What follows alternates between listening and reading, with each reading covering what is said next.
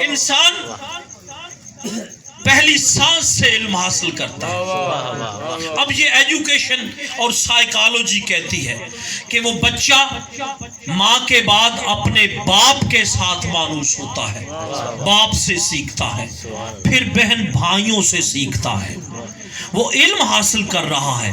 حویلی کے اندر آپ کا بچہ آپ سے علم حاصل کر رہا ہے۔ آپ جو کرتے ہیں، والدین جو کرتے ہیں، جو بڑے بہن بھائی کرتے ہیں، وہی آپ کا چھوٹا بچہ بھی کرے گا۔ آپ صبح اٹھتے ہیں، نماز پڑھتے ہیں، تلاوت کلام پاک کرتے ہیں، آپ کا بچہ بھی یہی کرے گا۔ ماں ایک موبائل پر ڈرامے دیکھتی ہے، اس کا چھوٹا بچہ بھی جو ہے وہ موبائل پر ڈرامے اور کارٹون ہی دیکھے گا۔ یعنی جو آپ کا گھر بچے کو ماحول دے گا وہی کرے گا۔ بچہ اپنے گھر سے سیکھتا ہے، گھر سے سیکھ کے پھر گلی محلے میں آ جاتا ہے، گلی محلے سے سیکھتا ہے۔ گلی محلہ ایک بچے کی دوسری درسگاہ ہے۔ تیسری درسگاہ ہمارے ماحول میں مسجد ہے۔ بچہ مسجد میں جاتا ہے، مسجد سے سیکھتا ہے، مسجد سے نکلتا ہے تو سکول میں آ جاتا ہے۔ سکول میں پرائمری سکول پاس کیا، مڈل سکول پاس کیا، میٹرک کر لیا، پھر کالج چلا گیا، ایف اے کر لیا، پھر بی اے کر لیا، پھر ایم اے کر لیا، ایم فل کر لیا، پی ایچ ڈی کر لیا۔ ہمارے پاس تو پی ایچ ڈی کے بعد ڈگری نہیں ہے، لیکن فارن کنٹریز میں پی ایچ ڈی کے بعد پوسٹ ڈاک کی ڈگری ہوتی ہے۔ 1 سال کے لیے آپ نے ریسرچ کرنی ہوتی ہے۔ پی ایچ ڈی کے بعد ایک بچہ اپنی ماں کی گود میں پہلی سانس لینے سے قبر کی دیواروں تک علم حاصل کرتا رہے، کر سکتا ہے علم۔ وہ پوری دنیا کا علم حاصل کر لے، اسے علم نجوم آ گیا، علم فلکیات آ گیا، علم بشریات آ گیا، علم حیوانات آ گیا، ہر قسم کا علم اس نے حاصل کر لیا، ساری زندگی علم حاصل کرتا رہے۔ امام صادق فرماتے ہیں ساری زندگی علم حاصل کرتا رہے، اس کا علم بیکار ہے اگر اسے ہم 14 کی معرفت نہیں ہے۔ اگر اسے ہم 14 کی معرفت نہیں ہے تو اس کا علم بیکار ہے۔ لہذا ہمیں چاہیے کہ ہم 14 کی معرفت حاصل کریں۔ 14 کی معرفت حاصل ہو جاتی ہے۔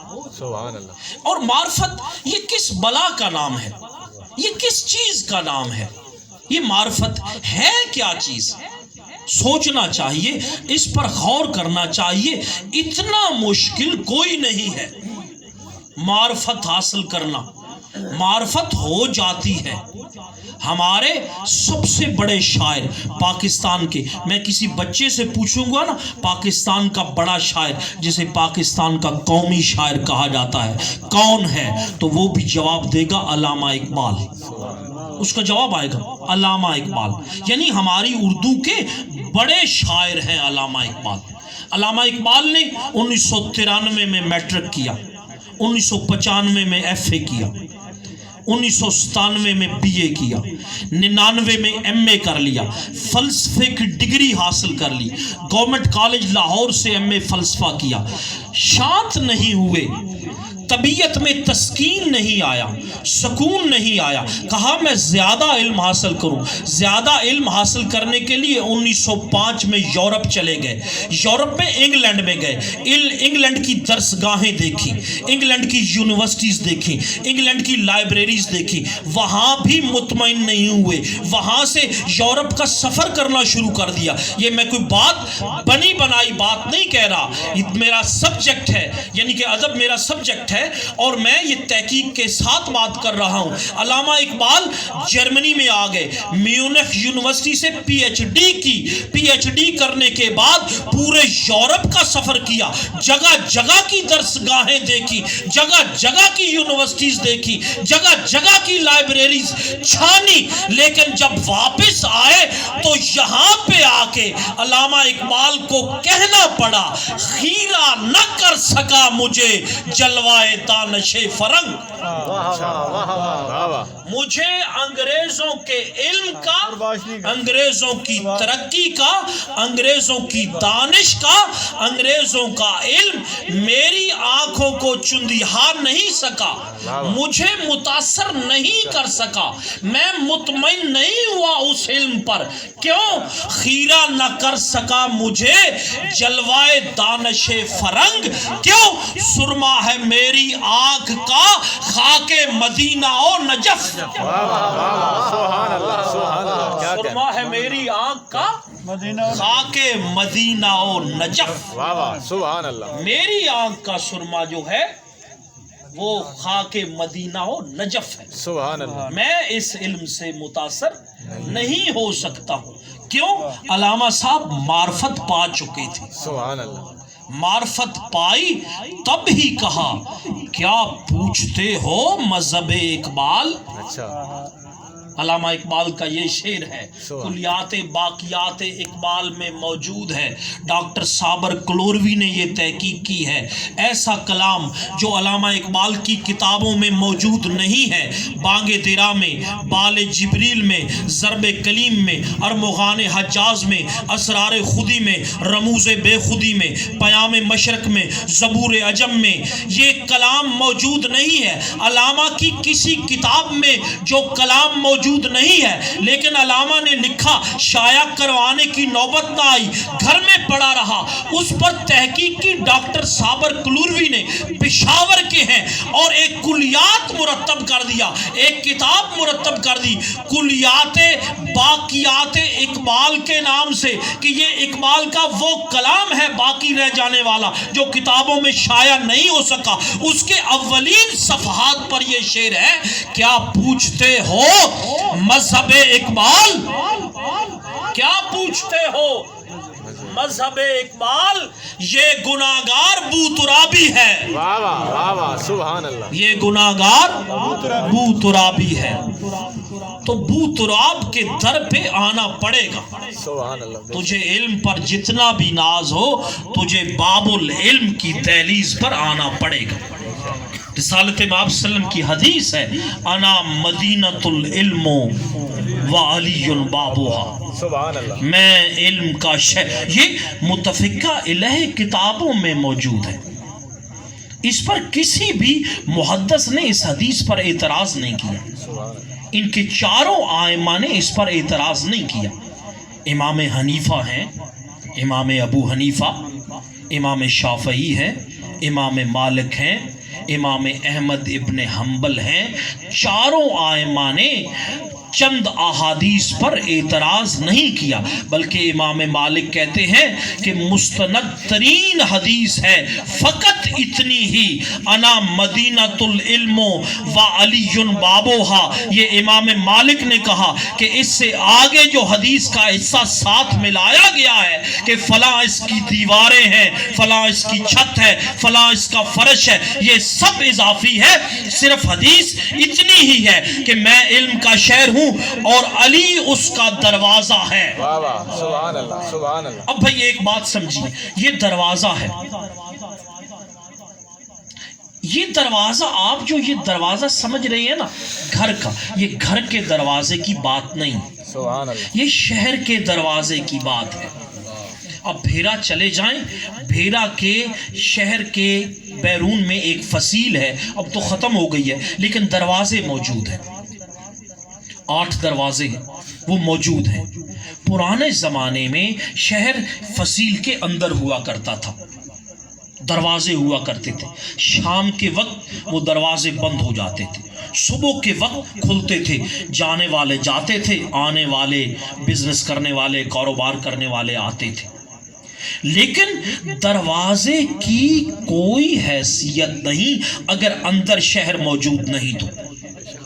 آپ ایک فصیل بنائیں، اس کے 7-8 دروازے بنائیں، اندر شہر آباد نہ ہو تو اس دروازے کی کوئی اہمیت نہیں۔ اصل اہمیت اس شہر کی ہے، اس شہر کی وجہ سے وہ دروازہ ہے. اسی لیے ہم شیعہ قوم کا ایمان ہے ہر ابتدا سے پہلے، ہر انتہا کے بعد ذات نبی بلند ہے ذات خدا کے بعد. علی، میں شیعہ قوم کا ایمان بتا رہا ہوں، علی بے شک اتنا عظیم ہے کہ تمام انسانوں کی عقل علی کو سوچ لے، تحقیق کر لے، تجربات کر لے، غور و فکر کر لے. تمام انسان تدبر کے بعد، غور و فکر کے بعد علی کے مقام کو نہیں پہنچ سکتے، لیکن علی محمد کے ادنا غلاموں میں سے ایک غلام ہے. یہ ہمارا ایمان. علی، اچھا اب اس میں دیکھیے، میں نے موضوع علم چھیڑ دیا. جو میں نے آیات تلاوت کی تھی سورہ واقعہ کی، اس میں بھی 3 گروہوں کا ذکر ہے، 3 گروہوں کا. وَكُنْتُمْ أَزْوَاجًا ثَلَاثًا، 3 گروہ ہوں گے بروز معاشر، بروز قیامت. ایک قبلہ ایک اور بھی بات یاد رکھیے، قرآن پاک ہماری وہ کتاب ہے جس جیسی کتاب دنیا میں کیا ازل سے لے کر ابد تک، ابد سے لے کر رہنے والی دنیا تک ایسی کوئی کتاب نہیں آئے گی. لیکن افسوس کہ ہم نے کتاب کے ساتھ وہ تعلق قائم نہیں کیا جو رسالت مآب صلی اللہ علیہ وسلم چاہتے تھے. رسالت مآب صلی اللہ علیہ وسلم نے اپنے اخیر زمانے میں یہ حدیث فرمائی تھی کہ اگر تم کامیاب ہونا چاہتے ہو تو میں تمہارے درمیان 2 ثقلین چھوڑے جا رہا ہوں، 2 وزنی چیزیں چھوڑے جا رہا ہوں. ایک کتاب اللہ ہے اور دوسرا میری اطرت ہے، میرے اہل بیت ہیں. افسوس کہ ہم ان دونوں کے ساتھ وہ تعلق قائم نہیں کر سکے جو رسالت مآب صلی اللہ علیہ وسلم چاہتے تھے. علامہ اقبال نے اسی لیے کہا کہ وہ زمانے میں معزز تھے مسلمان ہو کر، وہ حقیقی معنوں میں مسلمان تھے، ان کا تعلق تھا قرآن کے ساتھ. وہ زمانے میں معزز تھے مسلمان ہو کر، اور تم خار ہوئے تارک قرآن ہو کر. تم نے قرآن کو ترک کر دیا. قرآن پر غور و فکر کرنے کی ضرورت ہے. قرآن پر غور و فکر کریں گے تو آپ کو پتہ چلے گا کہ یہ تو قصیدہ ہی محمد و آل محمد کا، اس میں تو کہیں کوئی تذکرہ ہی نہیں ہوا محمد و آل محمد کے علاوہ. اب اسی سورہ واقعہ جس کی میں نے 14 آیات تلاوت کی ہیں، اللہ کہتا ہے بروز معاشر 3 گروہ ہوں گے. ایک وہ گروہ ہوگا فاصحاب المیمنات ما اصحاب المیمنہ، ایک ایسے لوگوں کا گروہ ہوگا جن کے اعمال ان کے دائیں ہاتھ میں ہوں گے اور وہ کامیاب لوگ ہوں گے. فاصحاب المشأمات ما اصحاب المشأمہ، ایک وہ گروہ ہوگا جس کے اعمال اس کے بائیں ہاتھ میں ہوں گے. اور حیف ہے، افسوس ہے اس گروہ پر، لیکن ایک گروہ وہ ہوگا جو ان دونوں گروہوں کے آگے ہوگا. وَالسَّابِقُونَ السَّابِقُونَ، تفسیر کمی میں یہ بیان ہے. امام صادق سے کسی نے پوچھا مولا یہ سابقون کون ہیں، یہ سابقون کون لوگ ہیں؟ تو مولا نے فرمایا سابقون السابقون علی اور علی کا گروہ ہے. یہ سابقون، آپ کا مقام بہت بلند ہے، اپنے مقام کو سمجھنے کی کوشش کریں. انا مدینۃ العلم و علی بابوہا، میں علم کا شہر ہوں، علی اس کا دروازہ ہے. بس 1-2 باتیں مولا کی فضائل کی کر کے 2-4 جملے مصیبت کے پڑھ کے قبلہ شاہ صاحب کے حوالے منبر باواز بلند صلوات پڑھ لیں. اللہم صلی علی محمد و آل محمد.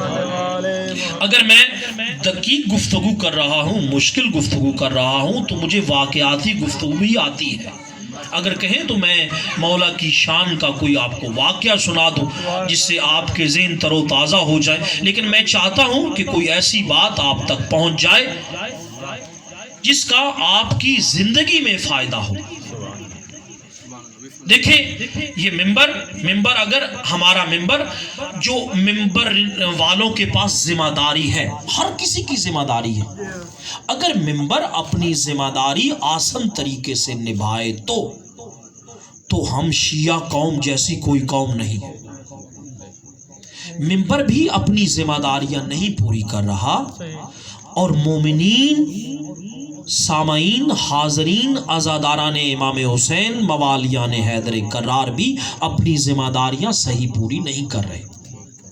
مثلا میں ایک بات آپ کو بتاؤں، امام صادق کا فرمان ہے، اچھا ہم احادیث امام صادق کی کوٹ اس لیے کرتے ہیں کہ امام صادق کے پاس شیعت کے پرچار کے لیے زیادہ وقت جو امام صادق کو ملا وہ کسی کو نہیں ملا، وہ امام صادق آل محمد کو ملا۔ اس لیے یہ جتنی بھی ہماری احادیث کی کتب ہیں، دیکھیں آپ کسی سنت الجماعت سے پوچھیں گے، کسی بچے سے پوچھیں گے تو وہ حدیث کی کم از کم 2 کتابیں ضرور بتا دے گا۔